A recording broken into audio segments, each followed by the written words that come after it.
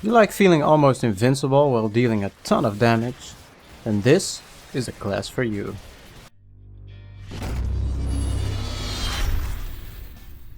Unlike the Barbarian video I did recently, my Crusader does have the exact items needed to make this build as viable as can possibly be. The Invoker Crusader is a playstyle heavily focused on tanking damage, while also dealing it out by reflecting an incredible amount of damage back to the monsters due to the Thorns mechanic, which has been completely revamped in patch 2.4 and made significantly more useful. Unlike most other classes in this game, the Invoker Crusader has a different itemization with much more focus on strength, thorns and vitality than the usual critical hit chance and damage.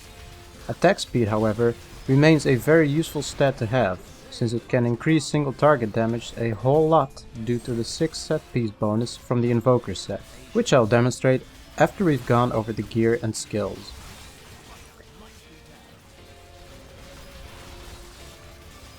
My current gear is the Invoker set.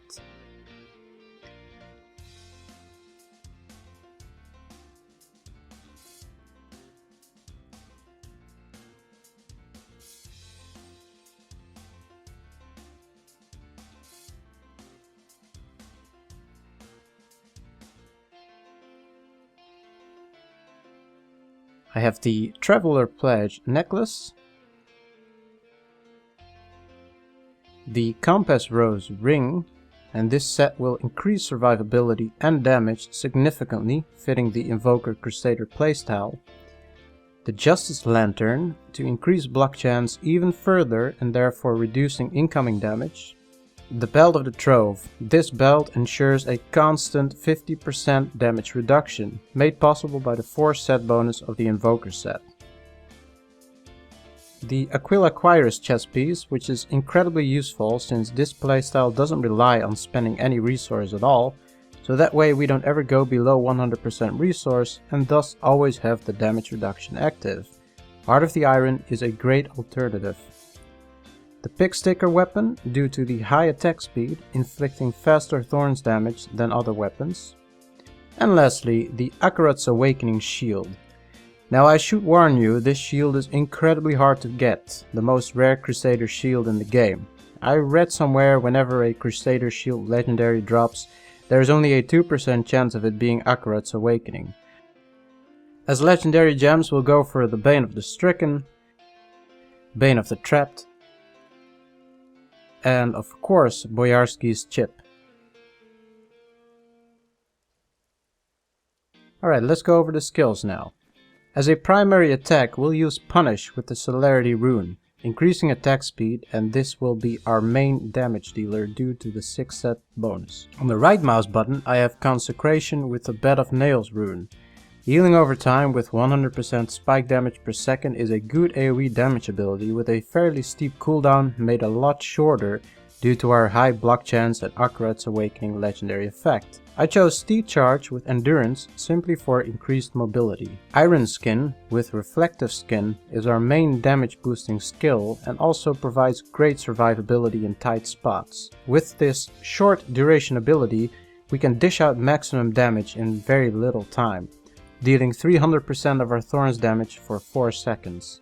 As a law, I prefer to go for Laws of Justice, increasing our resistances by 140 passively and by 490 on activation, which lasts for 5 seconds. As a rune, we take Decaying Strength, ensuring our survival. And finally, Akarat's Champion with the Prophet rune, essentially granting us an extra chance to revive and also increasing armor by 150%. As passive skills, we'll take Fervor, Hold Your Ground,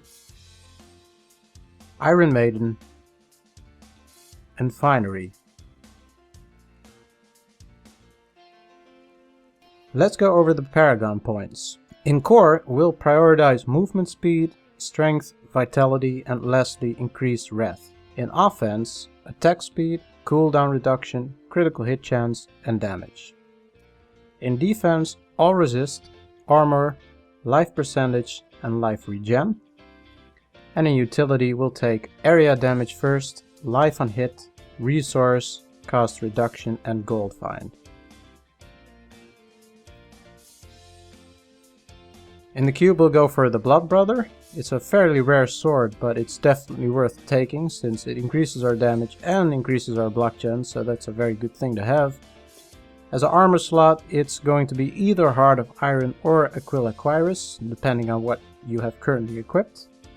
And as a ring, the best is to go for the Convention of Elements. The playstyle of this build is fairly action-packed, with running into packs, planting down firmly, throwing down a consecration and whacking mobs till they start running home to mama. Depending on whether you choose to ignore most trash mobs or go straight for champions and elites, simply use Iron Skin to boost your damage a lot and burst them down faster. Otherwise, I'd recommend just using Iron Skin whenever it's off cooldown for some good extra damage.